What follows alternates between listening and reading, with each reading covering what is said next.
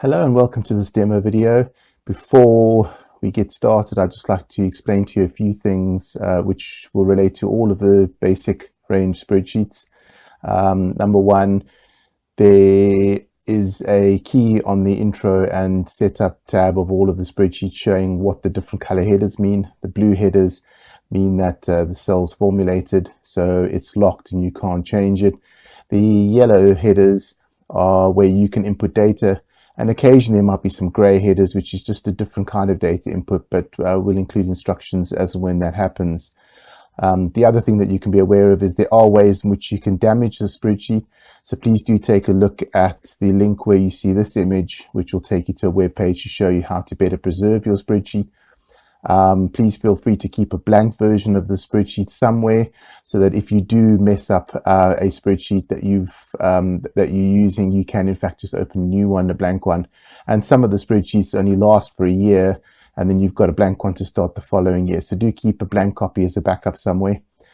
And lastly, wherever you see this image, you can click on it. It'll take you back to the store where you purchased this product to see if you've got anything, any more products. One last thing, to see a demo video, you can click on this on a link that looks like this in order to go to the demo video, but that'll take you to the most recent demo. If in fact we've done upgrades and you're using an older version and you'd like to see the demo relating to your version, then do click on the watch on YouTube link, which will take you to that specific video on YouTube. So I think that's all you need to know. So without further ado, let's move on to this demo video. Thank you. Hello and welcome to this demo video for the job breakdown spreadsheet. Now, what does a job breakdown spreadsheet do? Well, essentially what this is it's a list of all of your inquiries. Whether you can choose whether you want the ones that come to that actually become jobs or all inquiries. I'll show you later on what difference that will make, but it's really a list of all of your jobs. So what you can do when you want to set it up is project types. Essentially each job or each project, whatever you want to call them, can be broken down into 10 different types. This is just for reporting, so you can see which type of project is more popular. If you only have one type, just give one project type and just make them all that. If you've got various different types of projects you do, it might be useful for you to break the different types of jobs that you get down into 10 different categories, so that you can select those categories and see reports based on how many of each of the categories are more popular. Same with the sources. What are sources? Well, that's essentially where you're getting your work, so you can list up to 15 different sources, maybe networking groups or social media platforms or whatever else. If you've got a lot more than 15, you can make a category, for example, social media, and combine all of them. If you've only got a few sources where you can specify each one, but that can be up to you what you use as sources. Just don't put any duplicates in either of those columns, and you should be all right. Once you've set those up, go to a job list. Now the headers with the little asterisk, little star in, you need to put something in those because those ones are being used for the rest of the spreadsheet. The other ones are purely for your records. So for example, if you've got a job number, put the job number in so that you can keep track of it. You can always sort by any of these little arrows at the top. So put a job number in if you've got such a thing. The date when the inquiry comes in or when you start the project. Usually when the inquiry would come in, so you can see how long it takes for these jobs to how long it takes between the date of inquiry and the date of the actual confirmation. Client name, that can be whatever your client name is. Project name, same thing.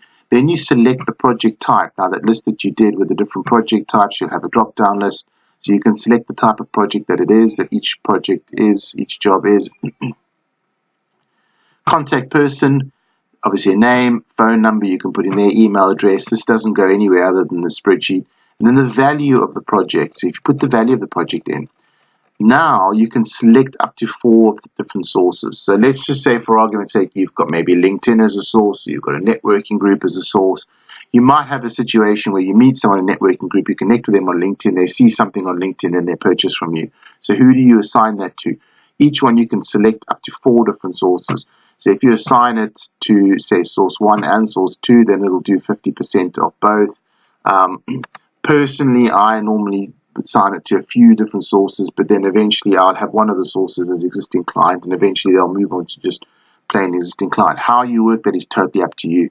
you can do each entry up to 4 different sources by just selecting 4 different names. If you only want 1, select 1. If you want 4, select 4. Then that date is when it becomes a confirmed sale. So as you can see, when you put a date in here, it turns to confirmed. If you don't have a date, it's still listed as an inquiry. And really, you just got to keep that list up to date. So as you get new projects in, put the information in, sign it to a different source, and then put the confirmed date in as and when they become confirmed jobs. Now that in itself is quite helpful. It lays everything out for you. It's quite useful for you to be able to see exactly what's going on. But now here's the report that is drawn from this data, which is updated automatically. So you don't have to do anything on this report page. It updates as you go along. There's your breakdown of all of your listed jobs, your confirmed jobs and your inquiries, broken down by source color. So you can see exactly what value is coming from which source. So which ones of your marketing sources are actually working better. This will show you exactly in a monetary value. Here you've got your total confirmed jobs, inquiries, but again broken down by source. If you scroll down a bit further, here it's broken down per project type. Again, all your listed jobs, your confirmed jobs, inquiry, broken down per project type. So you can see, for example, here your project 10, whatever that would have been, you can see you've got quite a few inquiries coming through for that. All your listed jobs, not many confirmed jobs. So those ones you tend to be quoting on a lot, but not getting as many. Whereas the red ones you can see are slightly bigger. So you can see, or even the yellow one, project 3, you're getting all of them that you're quoting for. It's a small portion of your total, but you're getting them all. You're not losing out on these. So this is quite useful for you to see exactly what's going on with the types of jobs and which one maybe you're winning more often than others. Again, inquiries, confirmed jobs, total, broken down per category. That's why it's so important to break your projects down into different categories so you can get an idea.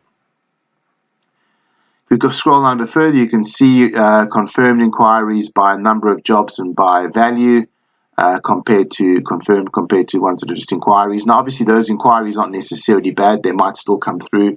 You never know. So you're obviously trying to increase that all the time. Here you can see your minimum sales period, your maximum sales period. Now, sales period is between the due dates, basically from your confirmed, your inquiry date to the confirmed date. So you can see what the minimum sales period is, the maximum, and the average, just to give you an idea of how long it's taking you to actually get these jobs on board.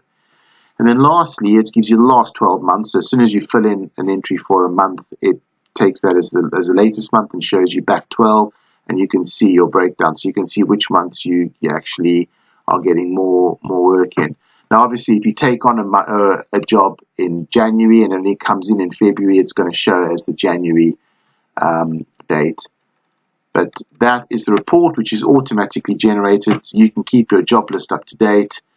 If you do come and change any of these project types later on or source types later on, do remember to go back to your job list, and any that you've selected that are no longer valid, just change into a new valid selection. I think that's all that I need to show you on the spreadsheet, and I wish you all the best for all your projects and jobs in the future, and I hope that this helps you. Thank you. Goodbye.